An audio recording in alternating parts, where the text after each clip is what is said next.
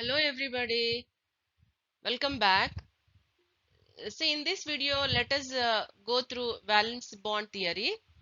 But before going into valence bond theory, let us recollect some important points regarding Lewis dot structure and then Vesper theory. See, in the Lewis dot structure, we have come across the failures. That means it could give only the structure of the molecule by taking the electrons in a dot form.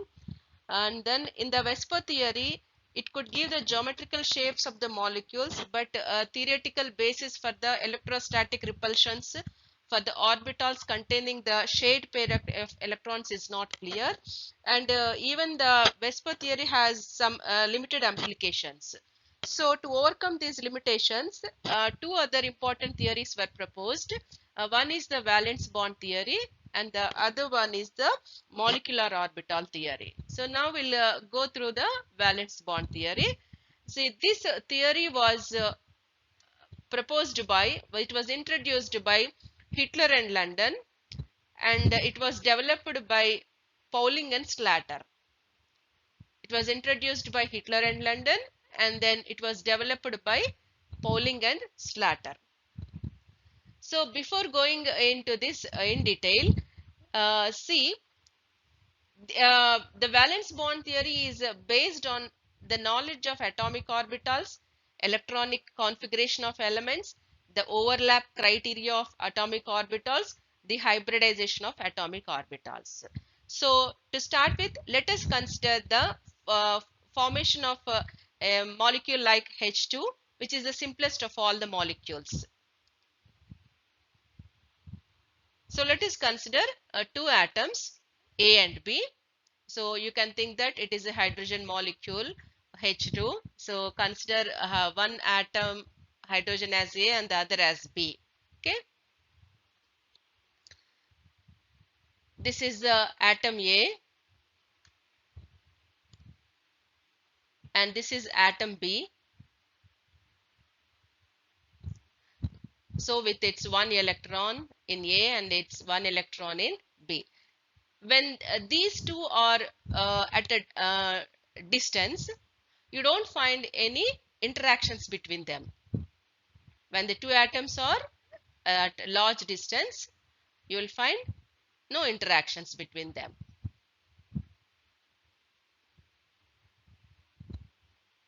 So you don't find any interaction between them when the two atoms are at large distance. But when they are brought nearer, otherwise when they come closer, see, this is atom A and this is atom B. When these two are brought to nearer, see, you will find some interactions. That is, you will find the repulsive forces as well as the attractive forces when atom A and atom B approach each other. When they are separated, otherwise when they are at large distance, we don't find any interaction. But when the two atoms approach each other, we'll find attractive as well as the repulsive forces. So let us see what are the attractive forces and the repulsive forces that exist between these two atoms. So this is atom A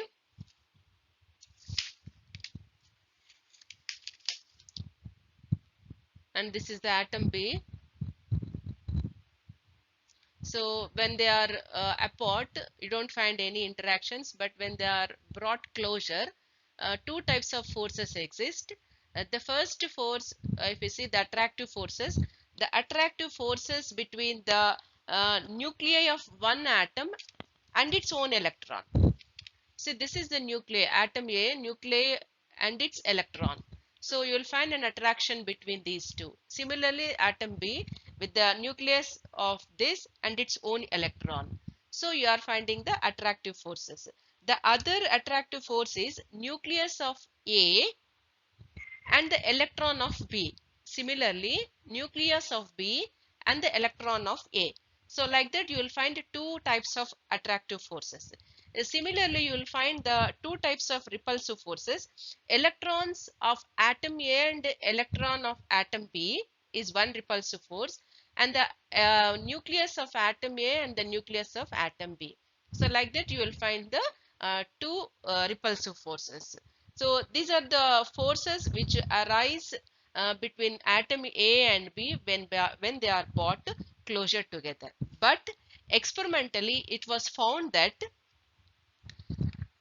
the magnitude of the new attractive forces is more than the new repulsive forces.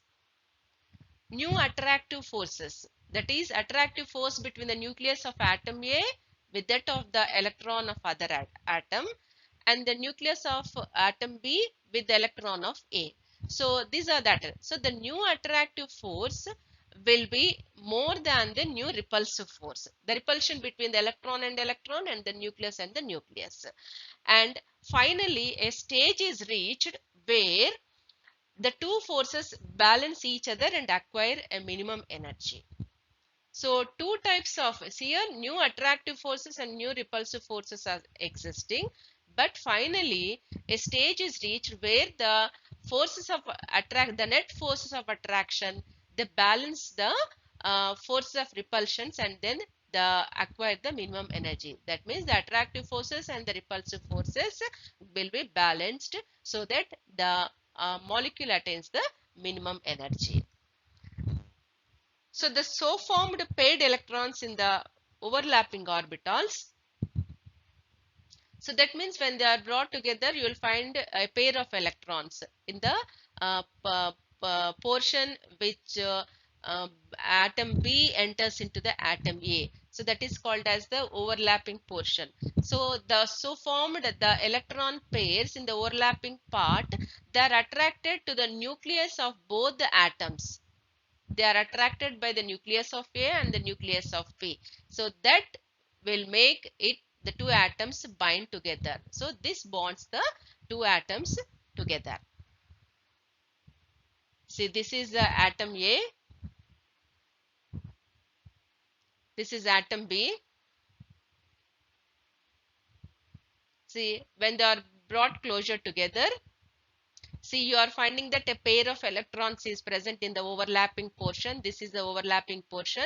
So these two electrons are attracted by the nucleus of A as well as the nucleus of B. So this bonds the two atoms together. So when the two atoms they come closer, their orbitals undergo interpenetration. See, when the atoms they come closer, they undergo interpenetration. So this partial overlapping or merging part, this partial merging part is called as the overlapping of the orbitals. So like that, the two atoms when they are brought together, it forms a bond. So which is because of the uh, pairing of the electrons which come from both the atoms.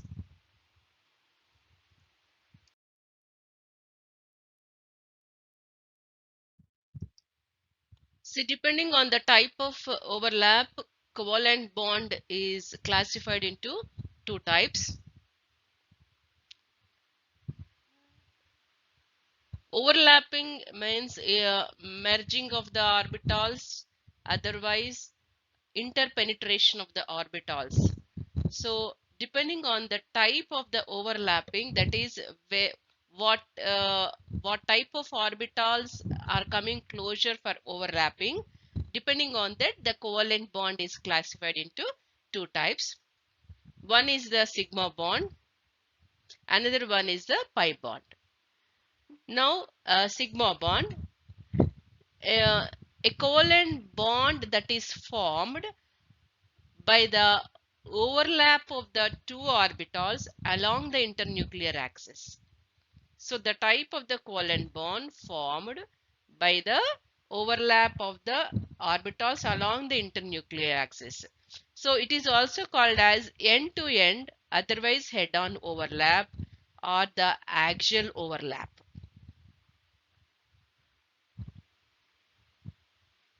So this type of sigma bond can be formed by any one of the combinations like SS combination or SP combination or PP combination. That is SS orbital, S orbital, S orbital, P orbital, P orbital, or S orbital, P orbital, like that.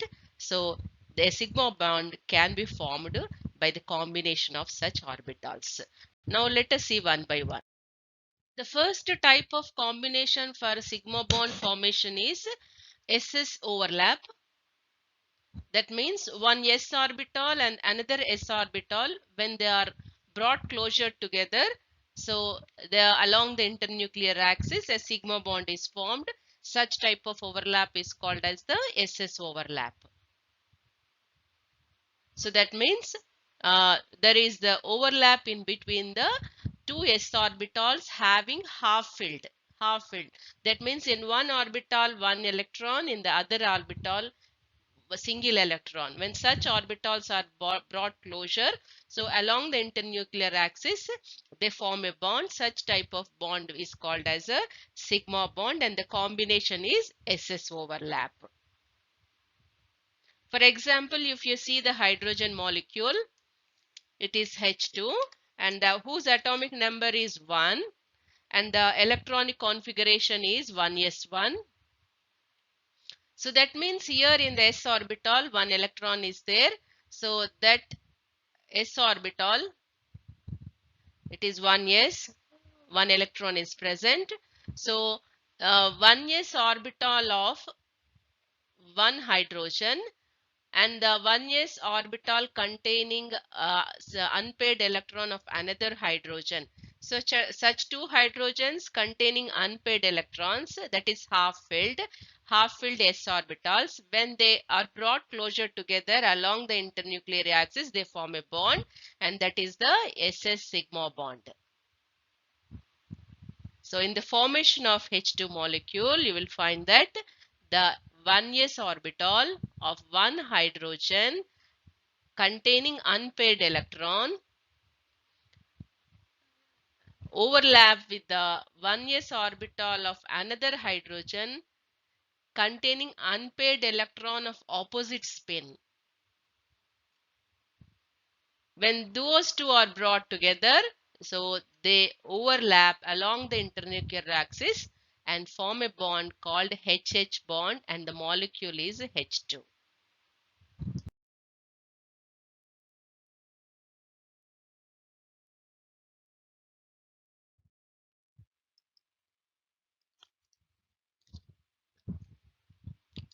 This is the x-axis, y-axis,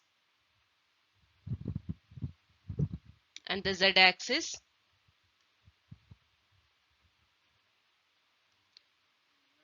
This is the s orbital, spherical shape. It contains one electron. So in hydrogen, 1s1, s orbital, one electron. Similarly, you will find another hydrogen, that is the 1s orbital, x-axis, y-axis, and then z-axis. This is another hydrogen, s orbital, spherical shape, which is having an unpaired electron. When these two orbitals, when they are brought closer together, you will see the overlapping of the two orbitals, two electrons. So whenever the two s orbitals whose shape is spherical and they which are containing single electrons with opposite spin, when they are brought closer together, this is the overlapping, otherwise merging part. So such a overlapping along the internuclear axis. So this is the nucleus along the internuclear axis. When they are overlapped, a sigma bond is formed. So such type of overlap is called as a SS overlap. The second type of overlap is SP or overlap. This type of overlap occurs whenever s orbital having one electron, that is half filled, overlaps with the p orbital having one electron and forms a sigma bond. So that means s orbital and the p orbital, which are containing unpaired electrons, when they come closer along the internuclear axis, they form a sigma bond. The best example is HCl.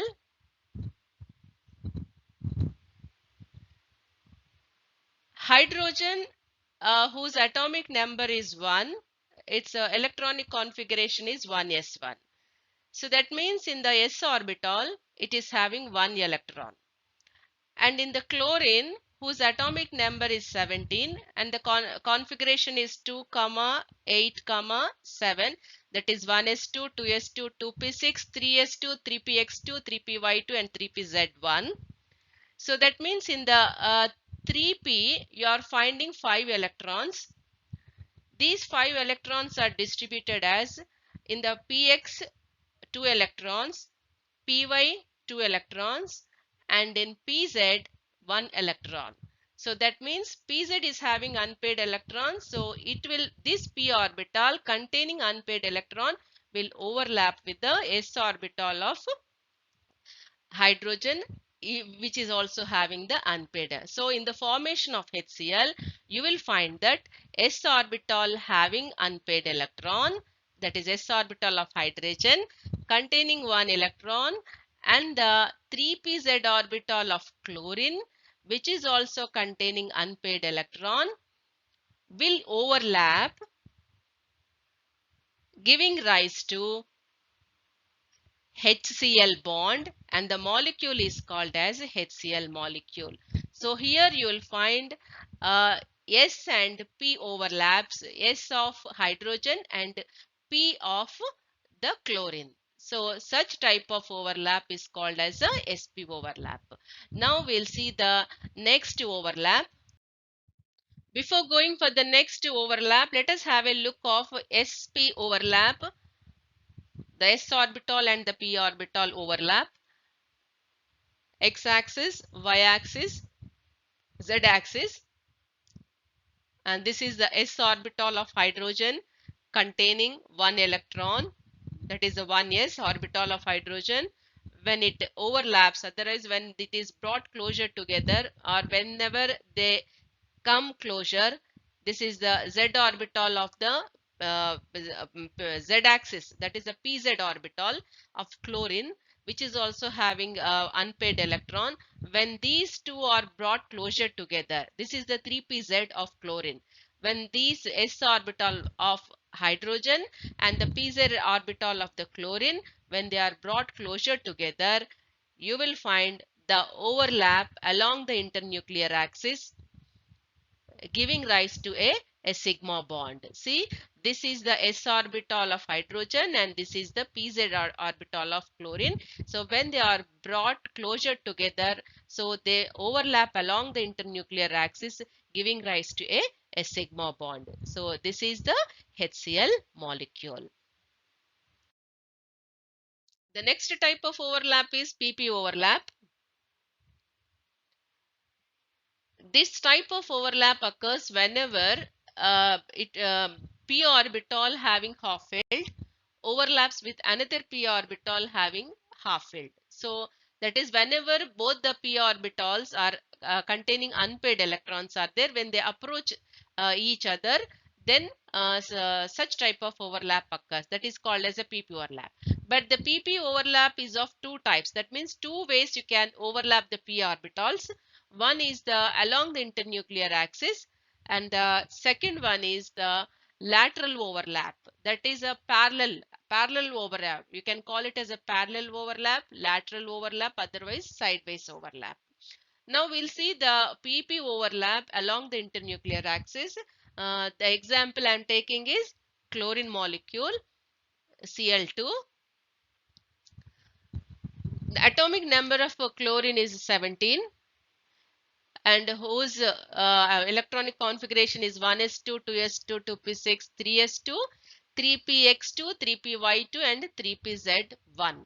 So that means you will see the 3p orbitals, and which contains the 5 electrons.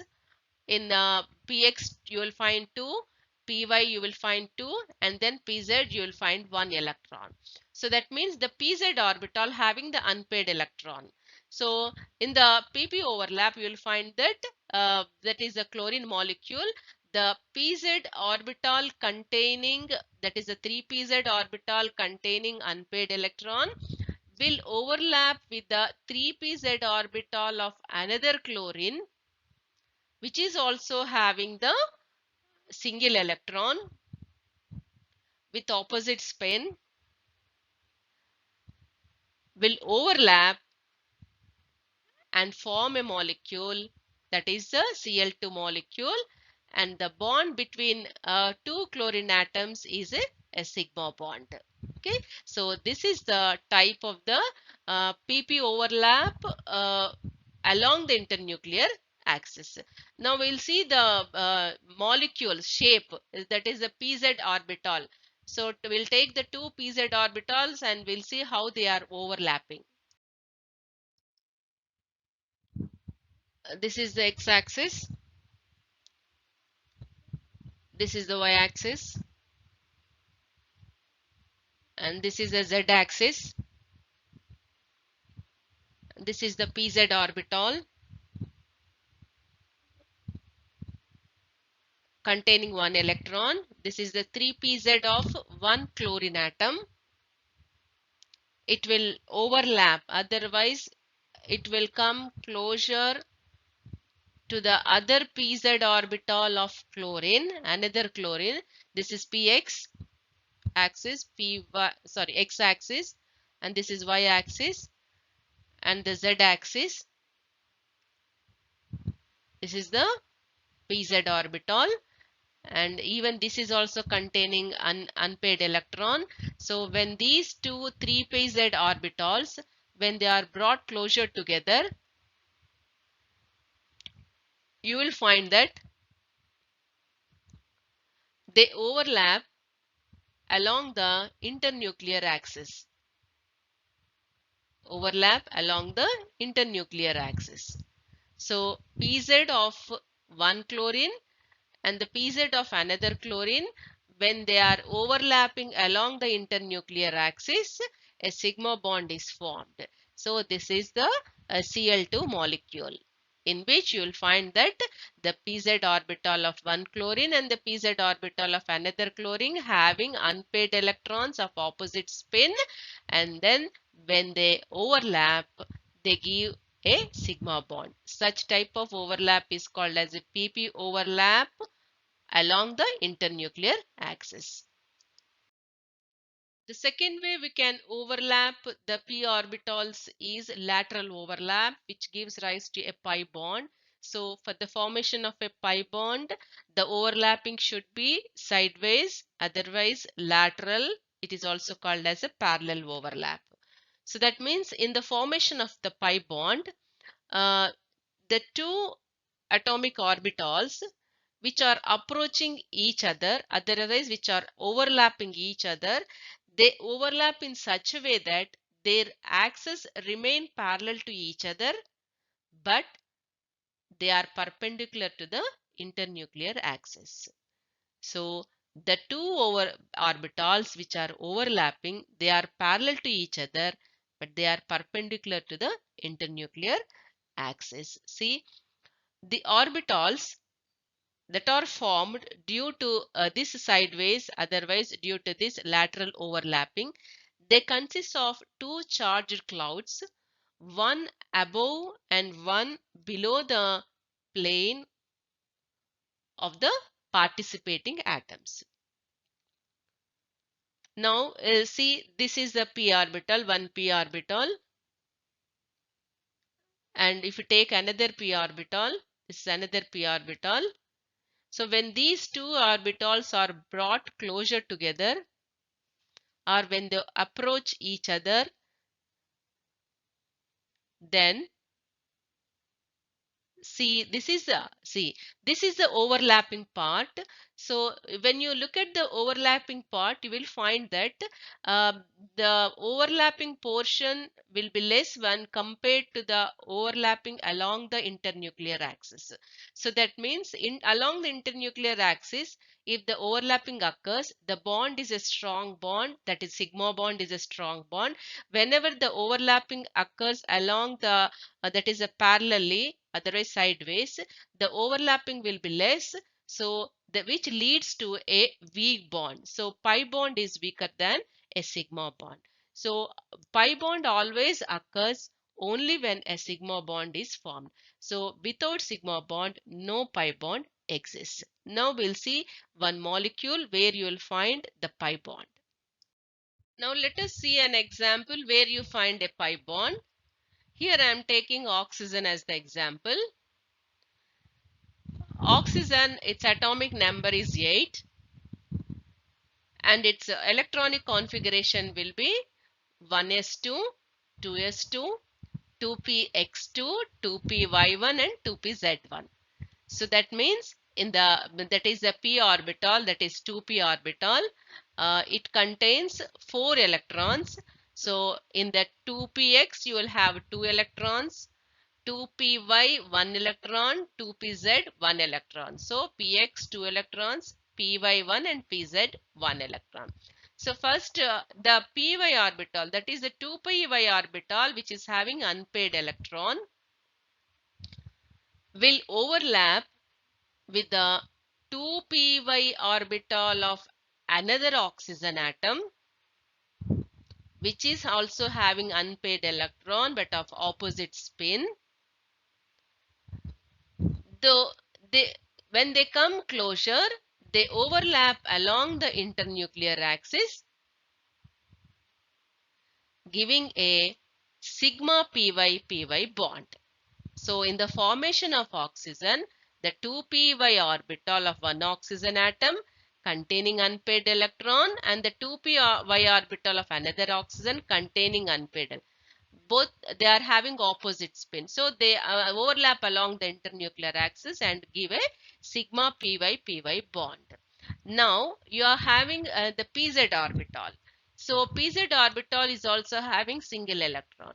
So the pz orbital of one oxygen atom and the pz orbital of another oxygen atom, these pz orbital will be perpendicular to the py orbital. So the pz orbital of one oxygen atom overlap with the pz orbital of other oxygen atom. Those two are parallel to each other, but the pz is perpendicular to the py orbital. So the pz of one oxygen atom will overlap laterally with the pz of another oxygen atom, but they are perpendicular to the internuclear axis. So they give rise to a pi bond. Why? Because 2pz and 2pz, they are parallel to each other, they overlap laterally, giving rise to a pi bond. So thus in oxygen you will find one sigma bond and one pi bond. So sigma bond is because of the py overlap along the internuclear axis, and the pi bond is because of the pz lateral overlap. Now we'll see the orbitals overlap. Now let us see how the overlapping between the py and pz orbitals takes place in oxygen. This is the x-axis and this is the y-axis. This is the z-axis. So along the y-axis, one p orbital having one electron, and along the z-axis, one p orbital having one unpaired electron. Such another will be there. This is a 2py, this is 2pz. So if such another one combines with it, this is x and this is the y-axis, and this is z-axis. Along the y-axis, one p orbital with one electron, and along the z-axis another p orbital with a single electron. So when these two are brought closer together, you will find that, see, this is 2py and this is 2pz. So 2py and 2py will overlap along the internuclear axis. See, y 2py 2pz 2py 2pz. So when they are brought closer together, see, this is the overlapping along the internuclear axis. So py of one oxygen and the py of another oxygen having unpaired electrons, they pair up after the overlapping, giving rise to a sigma bond, so which is a strong bond. And these are the two pz orbital, two pz orbital of one oxygen, two pz orbital of another oxygen. So they overlap uh, laterally because they are parallel to each other but perpendicular to the internuclear axis. See, See, this is how they are overlapping. Here we cannot bring the two pz orbitals closer together because of the py orbitals which are forming a bond along the internuclear axis. Just I am representing that these two are parallel to each other. They overlap less when compared to the overlapping along the internuclear axis. So this is a pz and the pz overlap. These two are parallel to each other. So such type of overlapping is called as a sideways overlap, parallel overlap, or lateral overlap, which gives rise to a pi bond. So along the internuclear axis we'll find a sigma bond, and lateral overlap will give rise to a pi bond. So this is how we see in oxygen molecule. So that means oxygen, in between two oxygen atoms you'll find a double bond in which one is a sigma bond, another one is a pi bond. So this is the one example where you can find the pi bond formation because of the pp lateral overlap. So now we'll see another example. Now let us see pi bonding in another molecule. See, here I am taking nitrogen N2 molecule. Nitrogen, its atomic number is 7 and its electronic configuration will be 1s2, 2s2, 2px1, 2py1 and 2pz1. So that means in the p orbital, that is a 2p, in px you will have one electron, and py you will have one electron, and the pz you will have one electron. So all of them are unpaired electrons. So if such another nitrogen is there, these three orbitals will overlap with their respective orbitals of other nitrogen. See, in the formation of nitrogen molecule, first of all, if 2px of one nitrogen containing unpaired electron overlaps with the 2px of another nitrogen containing unpaired electron of opposite spin, they give rise to a sigma px-px bond because of the overlapping along the internuclear axis. The px and px, that is px of one nitrogen and the px of another nitrogen containing unpaired electrons of opposite spin, they overlap along the internuclear axis, giving rise to a sigma px-px bond. Here you are finding 2py and 2pz orbitals also, in which one electron is there. These px, py and pz are mutually perpendicular to each other. So already we have seen that px and px are forming a sigma bond. So the py of orbital of one nitrogen having a single electron and the pz of the nitrogen having single electron, they both of them, they overlap with the 2py and 2pz orbitals of other nitrogen containing unpaired electrons of opposite spin laterally. Why? Because py and py, they are parallel to each other. Pz and pz, they are parallel to each other, but they are perpendicular to the internuclear axis. So py and py will give rise to one pi bond, pz and pz will give rise to the another pi bond. So thus in nitrogen molecule you will find triple bond, one sigma bond, and then two pi bonds are present. Now we'll see the overlapping of the orbitals. Now, now let us see the overlapping of the px, py and pz orbitals. This is the x-axis, and this is the y-axis, and this is the z-axis. This is px orbital with its electron, and then py orbital with unpaired electron, and the pz orbital with the unpaired electron. And you'll have a similar structure for the other nitrogen with their unpaired electrons in the px, py and pz. This is the x-axis, and this is the y-axis, and this is the z-axis. And you will find the similar pattern along the x-axis with electron, along the y-axis with unpaired electron, and along the z-axis unpaired electron. So when these two, that is the px, py and pz orbitals of one nitrogen and the px, py, pz orbitals of another nitrogen having unpaired electrons are brought closer together, you will see that overlapping takes place, and which gives rise to sigma as well as the pi bonds. See, these are the electrons present in the px, py and pz of one nitrogen and the other one. See, when they are brought closer together, you are finding that the px orbital of one nitrogen and the px orbital of another nitrogen, they are overlapping along the internuclear axis. This gives rise to a sigma bond. Here you are finding a py orbital of one nitrogen and the py orbital of another nitrogen, which are parallel to each other. And here pz you are finding, here also your pz is there. These two are parallel to each other. So because of the parallel overlap, otherwise sideways overlap, otherwise lateral overlap, they give rise to a pi bond. And here the pz and pz also gives another pi bond. So here, to make you understand, I'll show you how the lateral overlap takes place.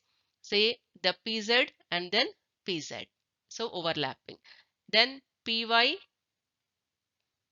py. So that is the how they are overlapping parallelly. So by parallel overlap, it gives rise to a pi bond. And this is the sigma bond formed due to the overlapping along the internuclear axis. And this is one pi bond formed due to the parallel overlap. And the other one, this is another pi bond along the lateral overlap or parallel overlap, which gives rise to another pi bond. So in nitrogen molecule, you'll find one sigma bond and then two pi bonds. So here I have taken two molecules, that is oxygen and nitrogen, to show the formation of the pi bond. You will find the pi bond in other molecules like ethylene, ethane, etc. But just to make you understand how the pi bond is formed, I have taken only two examples. I hope you have understood to some extent about the pi bond formation. Thank you so much.